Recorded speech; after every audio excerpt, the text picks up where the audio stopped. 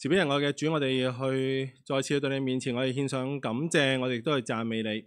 主，我哋感恩，因為你嘅愛，你招聚我哋，讓我哋有聚埋一齊嘅時間。亦都感謝你俾我哋各人有精神有體力，我哋可以咧有生命氣息嘅去到你嘅當中裏邊一齊咧有去讚美你嘅時間。主，願你都喺當中裏邊紀念我哋內中裏邊可能因為病嘅緣故未能同我哋一齊嘅弟兄姊妹亦都求你紀念阮牧師，因為知道佢都喺屋企嘅裏邊咧都係仍然休息緊嘅時間。主，願你都喺當中裏邊去紀念佢。主，願亦都求你藉住聖靈嘅喺裏邊幫助我哋，讓我哋去真係有一個願意去聽你説話嘅心，有一個願意去聽嘅耳朵喺當中裏邊咧去記得你嘅説話。主啊，你嘅教導讓我哋都能夠去實踐出嚟，以致叫到我哋嘅生命咧能夠榮耀你。我哋感恩你聽我哋嘅祈禱，佢仰望奉靠我主耶穌基督得勝名字祈求。阿門。好，大家清楚。咁好特別啊！又係我啦，月尾又見到我嘅，跟住其實上個月我記得好似上個月同阿阮牧師喺度夾嘅時候咧，咁其實初時諗住今日都係佢講嘅，上帝好奇妙啊，咁要佢病一病，咁我嚟講啦，咁樣係啊 ，OK， 咁今日去同大家分享路加福音啦，繼續係咁喺分享之前咧，我想問下大家一個問題。喺你生活嘅裏邊，或者喺即係咁多年嘅人生當中裏邊，有冇試過睇一個人唔順眼嘅？係啊，即係睇人唔順眼啦嚇。OK 有冇試過俾人睇唔順眼咧？又即係咧，其實咧，我哋發現咧喺我哋嘅生命裏邊咧，總有一啲人我哋睇佢唔順眼，又或者有啲人咧係睇我哋唔順眼，係嘛？咁所以當我哋一去睇即係路加福音咧，睇到第6章嘅時候咧，咁其實我上一次嚟到同大家就係分享呢一個平原嘅部分啊嘛，咁講論福論禍喎。咁其實平原部分咧，其實上次未完嘅，因為上次只係講咗福同禍啫。咁一路落到去咧，去到6章49節咧，其實都係講關於嗰個嘅即係耶穌基督嘅教導嘅。咁講完論福論禍嘅時候咧，跟住耶穌咧就開始對佢門徒再作教導。咁教導乜嘢咧？就係話你哋要愛你嘅仇敵。咁啊死啦！即係大家即刻諗啦，仇敵，正如頭先我所問大家啦，有冇睇唔順眼人啊？或者有冇被睇唔順眼啊？咁有喎，可能喺我哋嘅生活裏邊，我哋即刻諗，我哋其實好多仇敵啊，係咪？係嘛？咁今日我今日同大家所睇嘅經文咧，就係37節至到42節啊嘛。咁就係講論仇敵之後咧，咁其實跟住就另外再有教導嘅。咁但係問題喺講呢個教導之前，我哋就先有一個嘅定位先。我哋首先諗一諗。究竟乜嘢先至係我哋嘅仇敵呢？耶穌講緊嗰個仇敵係咪真係我哋所諗嗰啲我睇佢唔順眼，或者佢睇我唔順眼嗰啲呢？係咪嗰啲呢？如果我哋睇翻呢之前，因為應該冇 po 出嚟啦。咁因為之前呢，如果我哋睇翻論愛仇敵嗰一 part 嘅時候呢，咁咧耶穌去講緊邊啲係仇敵呢？其實呢，我上次已經講咗。上次見到我講論福論禍嘅時候呢，有一啲人呢係有福㗎。貧窮嘅有福啦，飢餓嘅有福啦，哀哭嘅有福啦，跟住仲有邊一類型嘅人係有福啊？就係嗰啲咧願意因為主嘅名嘅緣故，跟住俾人哋拒絕啊，俾人哋欺壓啊，俾人恨啊，嗰啲人咧就有福啦。嗱，其實咧喺講緊話要愛仇敵嘅時候咧，其實耶穌都係講緊邊啲先至係敵人咧？其實正正就係嗰班咧，因為信仰嘅緣故。去拒絕你哋，欺壓你哋，唔中意你哋，嗰啲先至係耶穌所講嗰啲嘅仇人，或者嗰啲仇敵，就唔係我哋所諗嗰啲咧。你睇我唔順眼，佢睇你唔順眼嗰啲。如果當我哋咁樣去睇嘅時候，我哋發現，咦，其實唔係，牧師，我哋都幾好啊，我哋人生好似冇乜仇敵啊，即刻係咪啊？喺我哋人生裏邊，可能咧，我哋發現其實冇乜人咧會因為信仰嘅緣故咧，同我哋唔啱牙。咁究竟應該感恩定係祈禱咧？係嘛？即係喺個生命嘅裏邊，係咪因為我太過熟嘅，即係太過親近個世界，太似嗰班人，所以大家冇乜拗撬，同我好似好 friend 咁樣咧？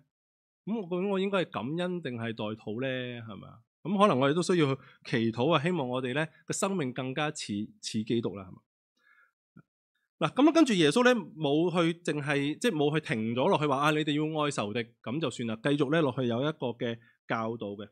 喺愛嘅裏邊咧，其實耶穌就去教導呢班門徒，佢話你哋需要咧去懂得點樣去接納呢啲嘅敵人，或者點樣去接納呢啲咧你即係對你唔好嘅人，甚至乎咧你要善待佢哋。咁其實喺過程裏邊你需要堅持嘅。講緊就係話點樣俾人哋打咗一巴你，跟住俾人另打埋一邊啊！嗰啲我哋大家好熟悉嘅呢啲經文係嘛？又搶你件外衣，你俾埋件內衣佢咁樣。我哋好難理解究竟係咩嘅？其實就係講緊喺嗰個生活嘅裏邊，或者喺嗰個面對嗰啲嘅事情嚟講係好困難嘅。但係你仍然需要去堅持，去活出咧呢一個你係跟隨基督嗰種嘅門徒嘅生活嗰種嘅生命，亦都因着呢種嘅生命咧，你去俾人去睇一見咧上帝嗰個恩慈係點樣。但係講愛就梗係即係唔係淨係單單就係講噶嘛，係需要做噶嘛。上次咧我同弟兄姊妹去，即係我喺我大兄嗰邊咧分享嘅時候咧，其實弟兄姊妹都會覺得哇，要愛仇敵應該係好難嘅事嚟噶，係嘛？我哋好難咧靠我哋自己咧嚟去做得到嘅呢啲嘅事情。其實耶穌都明，所以耶穌話係你要回想翻上帝嗰種嘅慈愛係點樣。我哋唔可以靠我哋自己嘅意志去做呢樣嘢，我哋需要去靠翻上帝咧嚟去面對呢啲嘅事情。然而頭先我都講啦，愛唔係淨係講噶嘛，要做噶嘛。咁耶穌跟住教班門徒要做啲乜嘢咧？跟住今日我哋睇嘅經文咧，其實耶穌就去教呢一班門徒，你需要學習一樣嘢，就係要饒恕人。哇，仲難！牧師愛個仇敵已經難啦，你而家仲要我去饒恕人，真係好難。但係咪真係咁難做，或者係當中裏邊嘅教導係點樣呢？我哋嘗試咧藉住今日嘅經文裏邊咧，再去睇一睇究竟主耶穌基督點樣去教呢一班嘅門徒。喺第37節佢耶穌咁講，佢話你們不要論斷人，就不被論斷；你們不要咧定人嘅罪，就不被定罪。你們要饒恕人，就必蒙饒恕。大家有冇試過遇到一個嘅情況？當你見到一個人，或者見到一個弟兄姊妹，佢有啲嘢做得唔係咁好喎，咁可能跟住你捉埋一個弟兄姊妹一齊傾啦，諗住你睇嗰個弟兄姊妹咁樣喎，好似唔係咁好咁喎。當你講緊嘅時候，你期待住對方有回應嘅時候咧，跟住突然間有另外一個弟兄姊妹就走埋嚟，喂，唔好講啊，唔講得噶，因為我哋唔可以論斷人啊。大家有冇試過遇過呢啲咁嘅情況啊？我試過喎，我試過有一次我見到有一個弟兄姊妹做得唔係咁好咁，跟住我就即係同大家喺度傾緊佢咁樣喎，咁可以點咧咁？我期待住大家可能有啲嘢回應俾我嘅時候，跟住有一個就話唔講得噶，佢好認真咁講唔講得噶，我哋，因為我哋唔可以論斷人啊，論斷人嗰個只可以係上帝，我哋唔可以論斷嘅。究竟係咪真係咁樣咧？係咪啊？即係究竟耶穌基督佢當中裏邊去講緊你哋唔好去論斷人嘅時候，係咪真係講緊話我哋真係對於嗰啲嘅是非黑白，我哋全部都唔好理會咧？我哋揞住隻眼啊，我哋做鴕鳥啊，拱咗落個頭度人哋嗰啲唔好嘅嘢，我哋唔好講啊！我唔可以論斷人，係咪就係咁嘅意思咧？其實當我哋去睇，當我哋去睇嘅時候咧，我哋會發現，論斷呢一個字的確係有一種審判啊、判斷嗰個嘅意思喺裏邊。但係喺呢一度耶穌講話，你哋唔好論斷人嘅意思，唔係講緊話，你哋唔好去即係去話人哋唔好定係點樣？其實個意思係講緊話，你唔好咧，淨係單單咧按住自己嗰種嘅睇法，你去判斷對方係好定唔好。意思係乜嘢啊？意思就係話，即係呢個論斷咧，唔係從一個客觀嗰個嘅事情去睇，只係從一種自己好主觀嗰種嘅感受去睇。可能大家喺生活裏邊，你總會遇到好多唔同嘅人。有啲人可能咧，佢嘅行為令到你覺得呢個人咁嘅，跟住你可能就已經定咗佢係衰人嚟噶咯。佢做嘅嘢可能個行為令到你好唔中意、好唔順眼，或者佢做過一啲嘢咧係呃過你嘅、傷害過你嘅時候，跟住你就定咗佢係衰人噶咯。然後以後佢做啲咩都好佢係唔好啊，佢係唔好噶，佢係衰噶。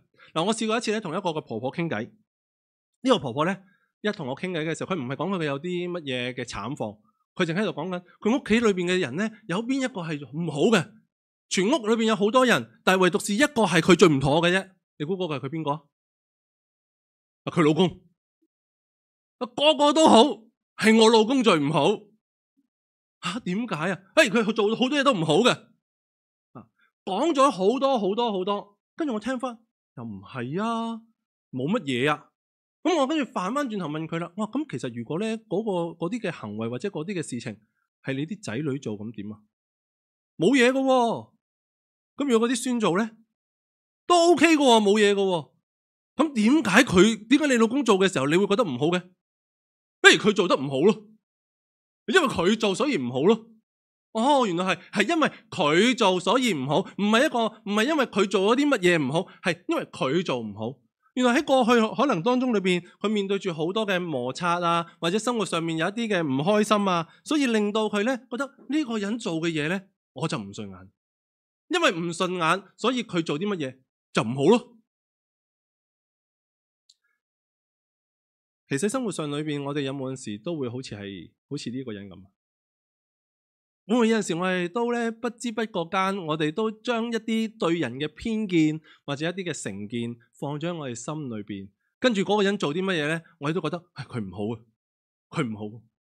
甚至乎可能會唔會喺生活嘅裏邊，我哋都遇到有呢啲嘅人，覺得嗰個人做唔好，甚至乎可能覺得自己做嘅，覺得我哋做嘅嘢唔好咧。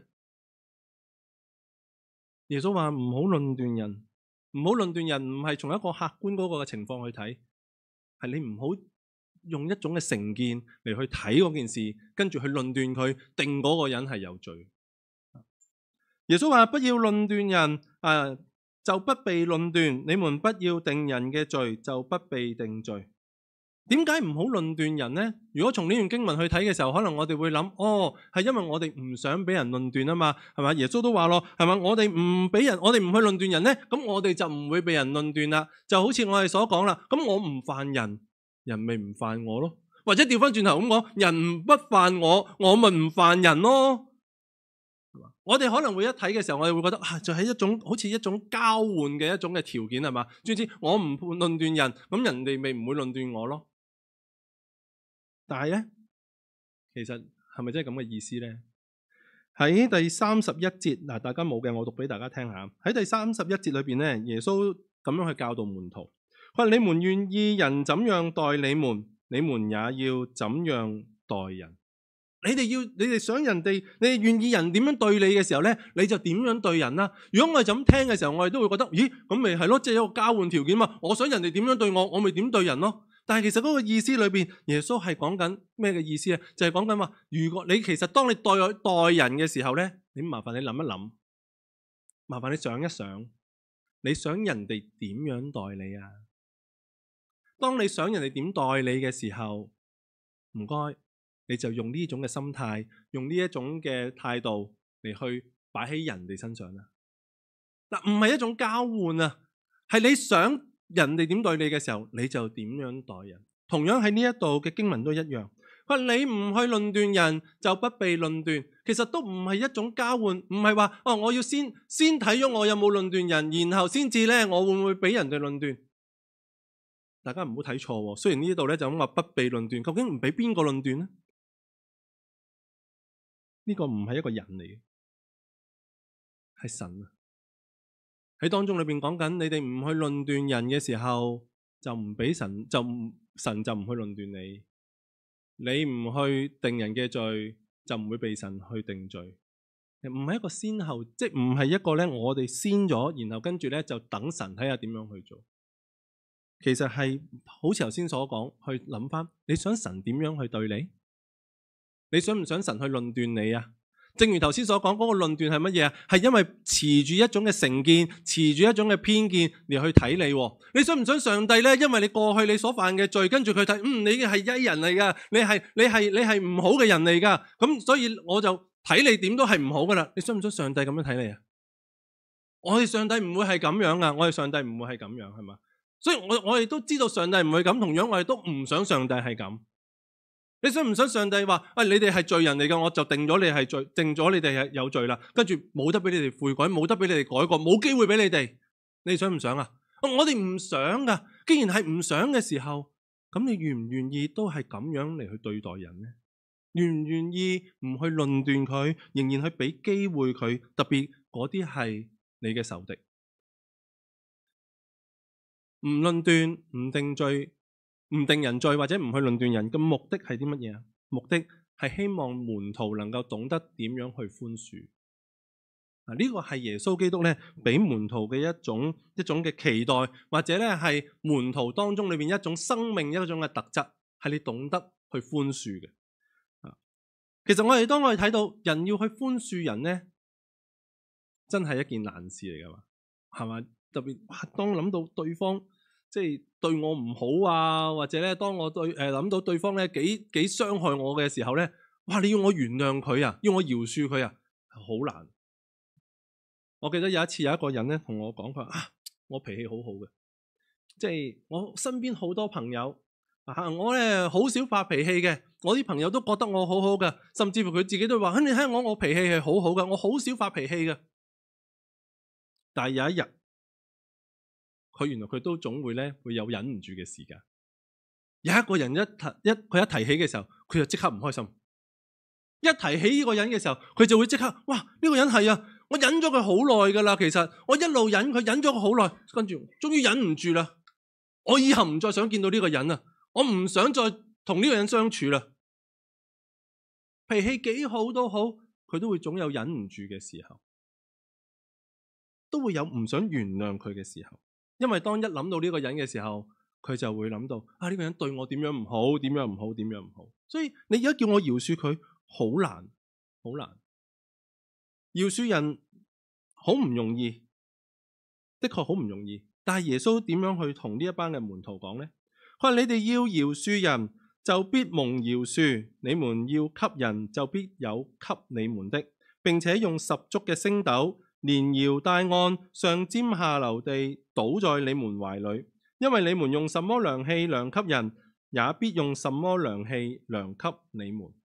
喺呢一度咧，嗰個嘅呢句說話咧，其實係好特別啊！裏邊有啲嘅用詞咧係好特別嘅，譬如嗰個必蒙饒恕啦，或者必有給你們嘅咧。其實呢兩個嘅詞彙咧，係用咗一個將來式嚟去講。同頭先所講嗰啲咩，你哋即係唔會被饒恕啊，唔會被論斷啊，唔會被定罪嗰啲咧。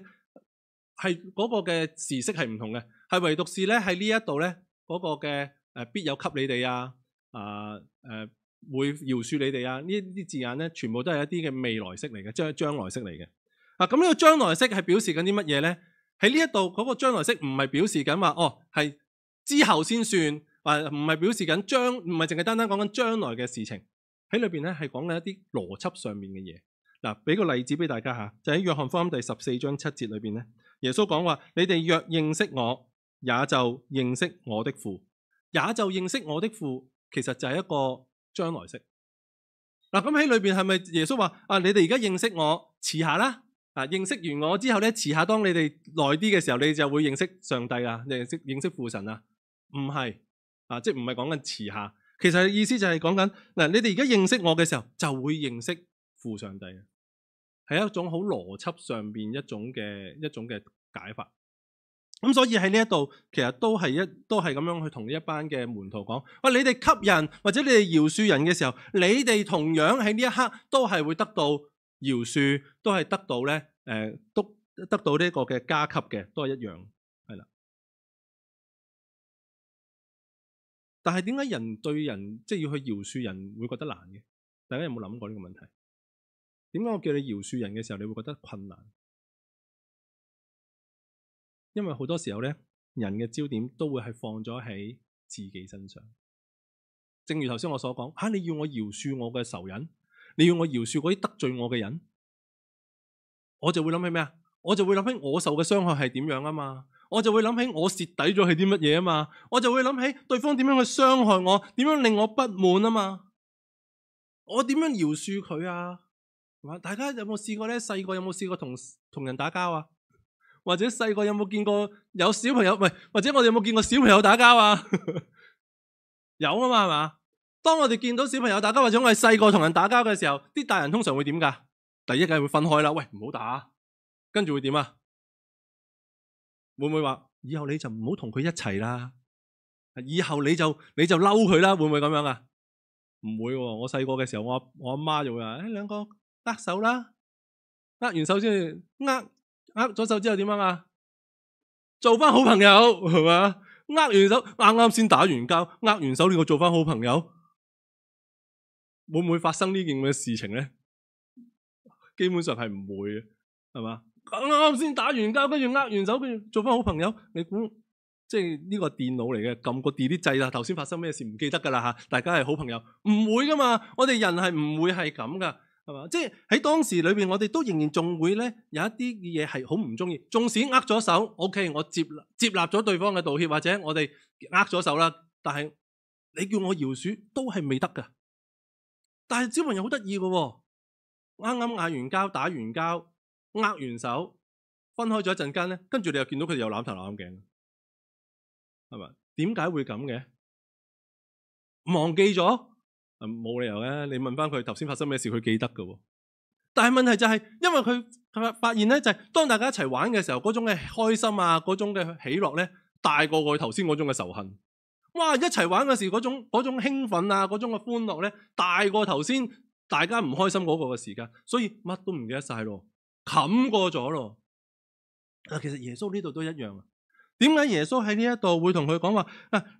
你哋當你俾嘅時候，就必有給你哋嘅，並且用十足嘅升斗連搖帶按，上尖下流咁落到去你哋嘅懷裏邊呢？其實呢一度係耶穌要呢班門徒將嗰個焦點轉移翻啊！過去我哋覺得我哋好難去饒恕人，係因為我哋將個焦點只係放喺自己身上。但係耶穌話：你望下，有啲再大啲嘅嘢你需要望嘅。有啲嘢需要你知道嘅，就係用十足嘅升斗連搖帶按咁樣上尖下流咁樣去到你哋嗰度啊！你哋付出咗嗰啲，或者你俾咗嘅，上帝喺當中裏邊俾翻你。嗱，正如頭先所講，唔係一個交換，唔係話咧我俾咗人啦，跟住而家咧我等緊上帝俾我啦，係咪啊？喂，上帝頭先咧我有個弟兄冇錢食早餐，我俾咗錢買咗個早餐俾佢。上帝你幾時俾翻我啊？唔係咁嘅意思，而係耶穌喺當中裏邊係想門徒知道究竟佢哋個生活或者佢哋所面對緊，佢哋所承接緊、承載緊一個點嘅恩典。喺裏邊，佢話用十足嘅升斗連搖帶按咁上尖下流去到你哋嘅懷裏邊。我想問下大家啦，知唔知咩叫升斗啊？升斗係咩嚟噶？涼氣啦，係嘛？我未見過，其實升斗係咩？我未見過，但係我知道係涼氣，係嘛？一個十足嘅升斗，即係意思就係話呢個涼氣咧係好嘅，佢冇呃你嘅。佢話咗係一升就係一升啊！佢唔會話咧個呢個涼氣話一升，跟住你落去嘅時候得個少少嘅，唔會嘅，係十足嘅，好準確、好清楚嘅。呢個嘅升斗捉晒，跟住點樣啊？佢話連搖帶按，上尖下流咁樣流到去你哋嘅懷裏邊。中文咁難嘅，連搖帶按，上尖下流，明唔明白點解？大家明？好悶，係啦，係啦，上尖下流就係好悶嘅意思。嗱，連搖帶按咧，其實咧再整即係再清楚啲嘅話咧，就係大家有冇試過咧擠茄汁啊？大家啲茄汁咧膠樽嚟噶嘛？當支茄汁冇嘅時候，你會點做噶？加水，除咗加水之外咧。反轉佢啦，戳下佢啦，熬下佢啦，甚至乎咧擠下佢啦，擠到佢冇為止啦，係咪？連搖帶按就係咁嘅意思，熬，擠，即係話咧傾盡俾你，乜都盡晒俾你。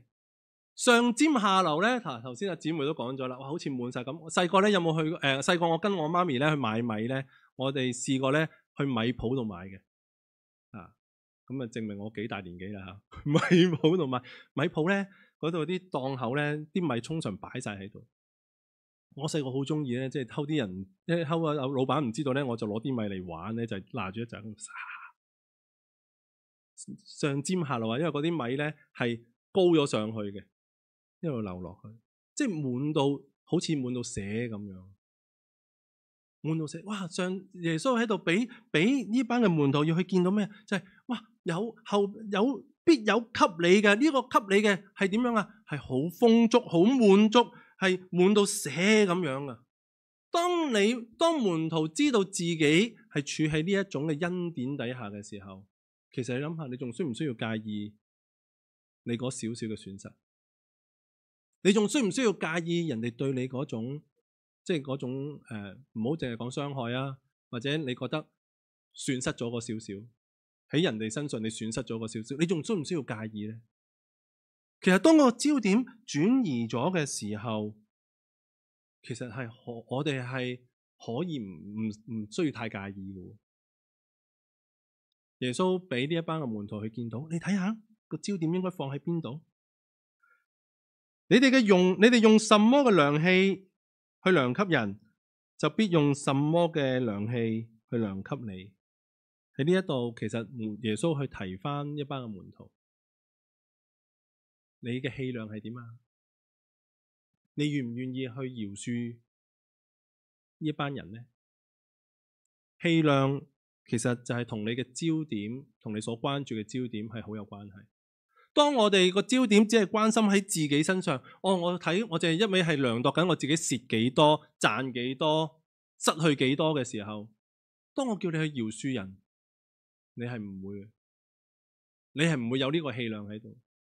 但係當我哋願意將呢一種嘅專注力放喺供應俾我哋嗰位嘅上帝身上嘅時候，你會發現慢慢我會有呢個氣量。我有啲嘢開始唔會介意，我願意咧懂得點樣咧去饒恕。跟住去到39至40節，耶穌咧又用比喻同佢哋講，佢話：瞎子豈能領瞎子呢？兩個人不是都要丟在坑裏嗎？學生不能高過先生，凡學成了的，不過和先生一樣。嗱，喺呢度咧，我哋留意翻咧，耶穌所講嘅或者當中裏邊嘅對象咧有唔同咗。喺呢一度咧，耶穌話又用比喻咧對他們說。嗱，如果之前咧之前去同大家分享嘅時候咧，我哋睇到耶穌一路講緊嘅時候係對住門徒講噶嘛。前面嘅經文係講緊耶穌係舉目望住門徒講嘅，個對象咧係同住門徒去講嘅。但係嚟到呢度咧，佢話對他們咯，呢度他們咧就唔係淨係單單指緊門徒啦。因為如果從第6章裏邊我哋睇到咧，當時唔係淨係單單淨係得門徒喺裏邊，仲有一啲嘅百姓啦，有一啲嘅外邦人啦，甚至乎咧法利賽人嗰啲都喺呢度，所以裏邊咧涉及咗好多人。咁耶穌就用比喻咧去同佢哋講啦。嗱，但係點解用比喻咧？頭先一路講都冇用比喻噶，嚟到呢度用比喻。通常耶穌用比喻嘅時候咧，好大機會都係想影射下啲人，唔咁直接影射下，等你去明啊。咁我哋睇下咯。佢話瞎子領瞎子，兩個人咧，未唔係應該會係瞎子豈能領瞎子？兩個人唔係就會跌落坑裏邊咩？咁樣。即係話一定出現問題啦。當時嘅人一聽到呢個比喻咧，可能都會諗：係喎，點會咁奇怪啫？瞎子點會領瞎子啫？盲嘅點會領個盲噶？係嘛？問題就係一個盲嘅點會揾一個盲嘅嚟領我啊？係咪啊？好合理啫，係咪啊？一個盲嘅唔會揾個盲嘅嚟領路啊。但係重點嘅係點解佢揾個盲嘅嚟領路啊？因為佢睇唔到嘛。因為我都盲嘅，我都睇唔到，我都唔知邊個嚟帶我路噶，係嘛？所以唔係被領嗰個有問題，係領嗰個先有問題。做乜有個盲嘅走過嚟話：喂，我識路啊，帶你行啊！咁啊，咁樣都撲死咗啦，已經係嘛？瞎子去領瞎子，死路一條。但係究竟講呢一個嘅比喻係想表示啲乜嘢咧？耶穌想影射啲咩咧？嗱，我睇埋下一句咧，我哋可能會更加清楚啦。喺裏邊佢話學生不能高過先生，凡學成了的不過和先生一樣。學生唔能夠高過先生，咁即係咩意思啊？係咪即係話咧？嗰個學生唔能夠叻過個先生？唔係啊，通常我哋做即係老師，通常我哋都希望個學生能夠出色噶嘛，係咪啊？青出於藍咪更加好。但係喺後邊講埋，我哋留意埋，佢話凡學成了不過和先生一樣。其實裏邊唔係講緊佢有幾叻，佢講緊嘅意思係，其實一個點樣嘅老師教出嚟嘅學生就會係點樣。就等於好似阿何生啊畫畫，嶺南派嘅畫，你教出嚟嘅學生，佢畫嘅都係你個派別㗎啦，係咪？佢唔會畫咗西洋畫㗎嘛？創新都係喺個派別嘅裏邊㗎嘛？係咪？即係都喺個框嘅裏邊嘅意思。教嘅學生嗰個學生可以更加叻㗎，不過問題佢都喺個框嘅裏邊。意思就係話，一個老師係點樣嘅時候，教出嚟嘅學生就會係點樣。喺健身室裏邊咧，我哋有陣時一睇佢個身形，我哋就知道佢跟邊啲人學㗎啦。我哋識得有啲教練，可能佢成隻猩猩咁嘅，跟住你見到佢啲學生都係成隻猩猩咁㗎啦。點解啊？因為猩猩嘅人咧，佢會覺得猩猩咧咁啊先至靚嘅，咁啊跟住教啲學生就成隻猩猩咁啦。咁但係我哋成日咁啊，我同阿 Lawrence 成日就話，我哋要出街嘅，我哋要着衫㗎。我哋只係想着衫好睇嘅啫。咁我哋咪着衫好睇嗰啲人咯。咁跟乜嘢人，你就會似咩人。但係今日可能我哋對於老師一樣嘅諗法咧，我哋未必會咁容易理解，因為今日好多時我哋講老師咧，周圍都係老師嚟嘅咁樣，係咪？我有一次早幾年嘅時候打開電視機，明嗰個係歌手嚟㗎，點解做老師嘅？係嘛？乜人都嗌老師嘅而家係嘛？老師俾人嘅感覺就係而家係諗法就係你俾資料我嘅，你俾技能我嘅啫，冇任何嘅生命影響。但喺以前嚟講，老師係等同於好似我哋今日所講嘅師傅一樣，係生命上面有影響嘅。老師係點，學生就會點。所以耶穌喺度講話，喂，老師係點樣，學生就會係點樣噶啦。一個盲嘅帶住一個盲，或者一個人跟住一個盲嘅話咧，其實佢都係盲噶啦。呢種嘅盲唔係真係講緊佢盲，係講緊喺屬靈上面嗰種嘅生命嗰種嘅盲。當時聽緊嘅有邊啲人係咁？影射緊邊啲人？正就係影射緊嗰啲法利賽人。法利賽人自以為好叻，跟住走出嚟，我教你啊，我話俾你聽點樣，我話俾你聽點樣。跟住嗰班人就好似盲嗰啲人咁樣。耶穌喺當中裏邊再去提醒翻聽嗰啲人，你識唔識揀？你需要識得揀邊一個係你嘅老師。你揀咗盲嗰啲咧，你就一齊跌落個坑嗰度。但係有一個係應該要揀嘅老師，嗰個係邊個啊？嗰個就係耶穌。你識唔識揀呢？跟住耶穌繼續講，可能為什麼看見你弟兄眼中有刺，卻不想自己眼中有梁木呢？你不見自己眼中有梁木，怎能對你嘅弟兄說，容我去掉你眼中嘅刺呢？你這假冒為善嘅人啊，先去掉自己眼中嘅梁木，然後才能看得清楚，去掉你弟兄眼中的刺。嗱，耶穌嚟到呢一度嘅時候咧，將嗰個嘅焦點咧更加收窄咗啦。嗱，佢今次咧唔係再用他們或者唔係用你們，佢用咗你。呢個你究竟係指緊邊啲人咧？呢個你係點樣嘅咧？呢個你咧原來有個特色嘅，有個特徵喺度嘅。呢個特徵係點啊？佢話係看見弟兄眼中有刺，但係睇唔到自己咧眼中有梁木嘅。即係意思呢班人咧，呢一啲人咧係好中意挑剔人。呢啲人係好中意挑剔人嘅。睇到眼中有刺啊，即係咧一啲好細微嗰啲嘅錯誤咧，佢都喺度挑剔你嘅。呢啲人係咁樣嘅，簡稱或者好似今日所講嘅就係雞蛋裏挑骨頭，明明做得好好嘅，但係都會挑到你一啲唔好嘅嘢出嚟。呢啲人會係邊啲人咧？如果睇翻即係睇翻喺福音書裏邊，我哋睇到嘅時候，呢班人咪正就係當時聽緊道嗰班、聽緊教導嗰班嘅法利賽人咯。呢班法利賽人就係平時係點樣啊？就係專揾人哋有啲咩唔好噶嘛，係嘛？你耶穌嗰班門徒食飯，喂，耶穌你班門徒做乜事唔洗手啊？喂，耶穌你班門徒做乜嘢咧？喺度咧，喺經過人哋個田嘅時候，喺度摘人哋嗰啲嘢食啊？呢個係安息日時間嚟噶。你諗下，即係其實當你睇嘅時候，你會發覺幾鬼鼠，離遠望住睇住你哋跟住做啲乜嘢，然後跟住就走去話耶穌，喂，做乜你哋咁樣啊？你哋咁樣啊？嗱，專去咧睇人哋有啲乜嘢唔好嘅，專去睇人哋有啲咩嘅錯處。耶穌點樣去稱呼呢班人？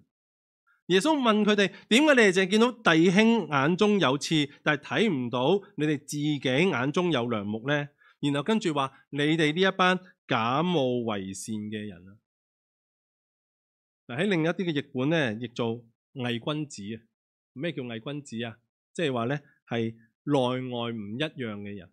其實喺當時咧就係比喻緊咧當時一啲嘅喺台上表演嗰啲演員啊。我去扮一個人嘅時候就戴一個面具。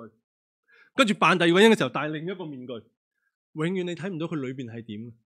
外面佢講到自己有幾咁即係有幾咁有道德，但係實在裏邊咧滿有污穢，滿有褻瀆，滿有惡毒。耶穌話：你啲假冒為善嘅人，自己以為係好有義嘅，跟住咧就走嚟係咁樣咧判斷人、批判人。其實今日會唔會我哋都好似法利賽人咁？我哋未必會批判人，但係有陣時可能當我哋一聽到嘅時候咧，即係信咗主咁多年，經常都會有聽到呢啲咁嘅情況咧。當牧師一講到嗱，我哋有啲咩唔好啊、唔好啊、唔好嘅時候咧，係咪咧話緊你啊？有人話緊你啦，係咪啊？係牧師啱啊，話緊佢啱啊，係啊，佢啊。咁你咧？我冇噶。我好好噶嘛，我個好屬靈嘅基督徒，我好好噶，我冇問題嘅。牧師一路講到都唔係講我噶，講佢，唔係講我。我記得有一次咧，分享完咗一個信息之後，有個弟兄姊妹走過嚟同我講，佢話：喂，牧師啊，今日你講道講得好好啊，我個信息非常之好啊，嚟緊我都會繼續係咁噶啦，但係其實嗰個當時我講緊個信息嘅時候，我正係話緊佢，你唔好再係咁啦。我個信息係你唔好再係咁啦。但係跟住完咗之後，佢同我講：喂，牧師今日真係講得好好啊！我聽完你個信息之後，我覺得我嚟緊都要係咁啊。究竟我頭先講咗啲乜嘢？心諗有陣時我哋可能咧，即係盲目到覺得自己冇問題到咧，連聽都聽錯咗。喺裏邊，耶穌提翻呢一班人，佢話：為什麼看見你弟兄眼中有刺，卻想不到自己眼中有梁木呢？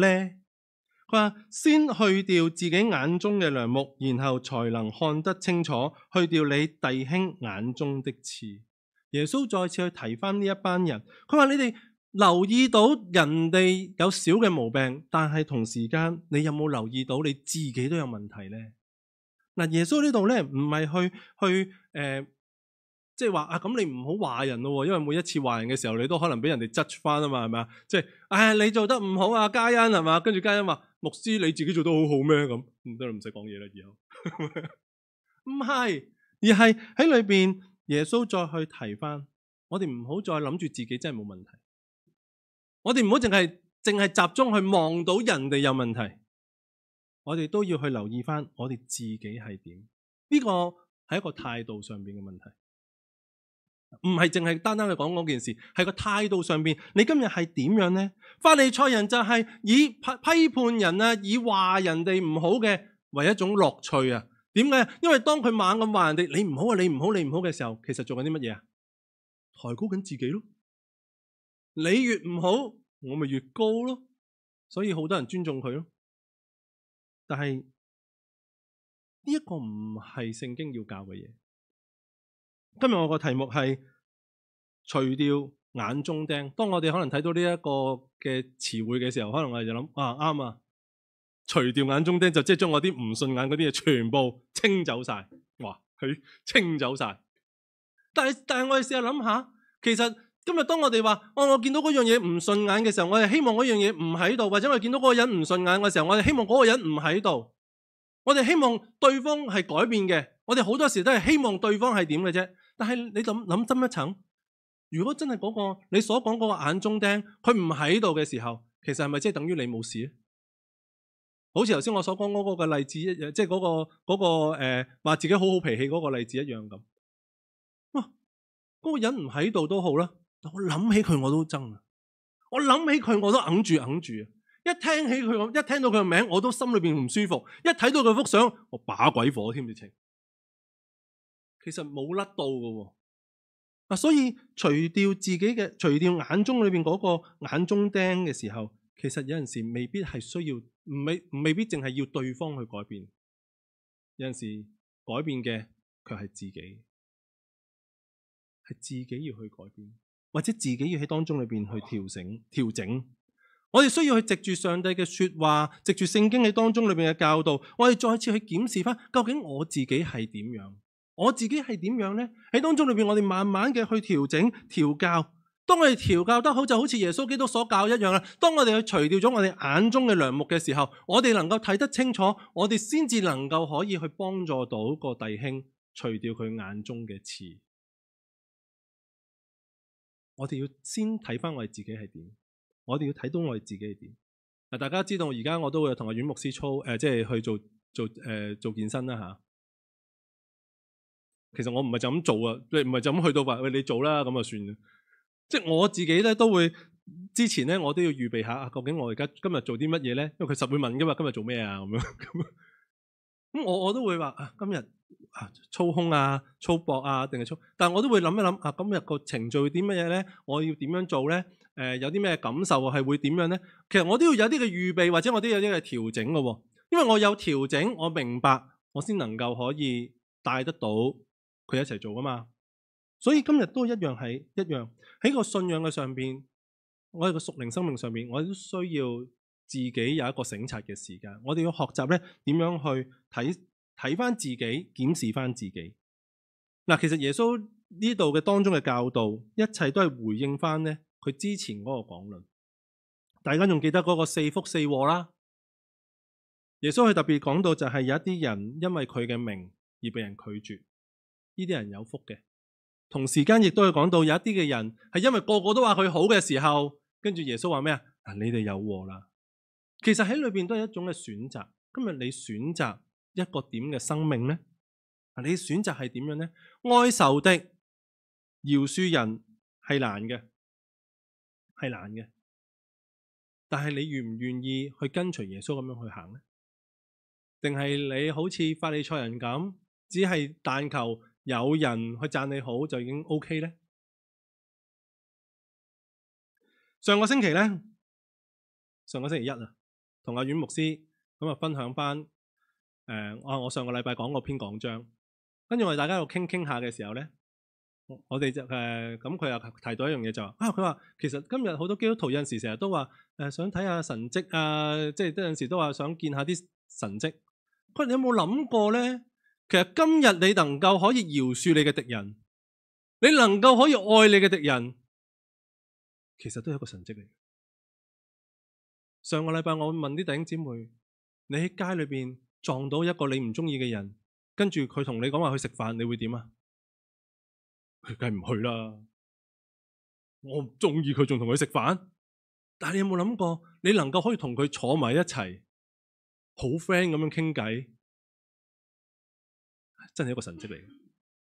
今日願唔願意讓呢個嘅神蹟都建立喺自己身上？藉住上帝嘅教導，藉住我哋願意遵行上帝嘅教導，讓呢個神蹟發生喺自己身上呢？讓我一齊祈禱。親愛的天父主，我哋去感謝你，我哋好感謝你，因為你先對我哋有饒恕，你先去接納我哋，你先去唔論斷我哋。神啊，我哋喺你嘅面前其實都係好不配。喺我哋嘅生命嘅裏邊，可能有一啲嘅人，我哋都會係好唔順眼，或者喺生活嘅裏邊，可能都會係好對我哋唔係太好，或者令我哋有唔好受嘅時候。主啊，我哋好難去饒恕佢哋，好難咧去愛佢哋。但係主，我哋感謝你，因為咧你俾我哋睇見，唔係淨係單單睇到人對我哋嗰種嘅唔好，或者人對我哋嘅傷害，我哋更加睇見嘅係你對我哋嗰份嘅愛，你對我哋嗰份嘅恩典係點。主啊，你話到俾我哋知道，你所俾我哋嗰個恩典係大到係盡晒，係傾盡晒，係滿瀉晒嘅。主啊，讓你俾我哋都睇到呢一個嘅恩典嘅時候，我哋懂得嘅去調整我哋嘅生命，調整我哋嘅焦點。神，我知道去愛人、饒恕人係一件好困難嘅事，但係主，我亦都明白，當我哋願意去靠住你，我哋去學習跟從你嘅時候，我相信呢，你係會帶領我哋去勝過呢一切。主啊，願你都去幫助我哋，讓我哋嘅生命唔單止能夠去表露到一個基督門徒嘅一個嘅特質，我哋更加可以藉住我哋嘅生命呢，去俾人睇得見主你嗰個嘅慈愛，你嘅恩慈係點樣。主啊，求你去幫助我哋每一個，我哋感恩你聽我哋嘅祈禱，祈禱有冇係奉靠我主耶穌基督得勝名字祈求，阿門。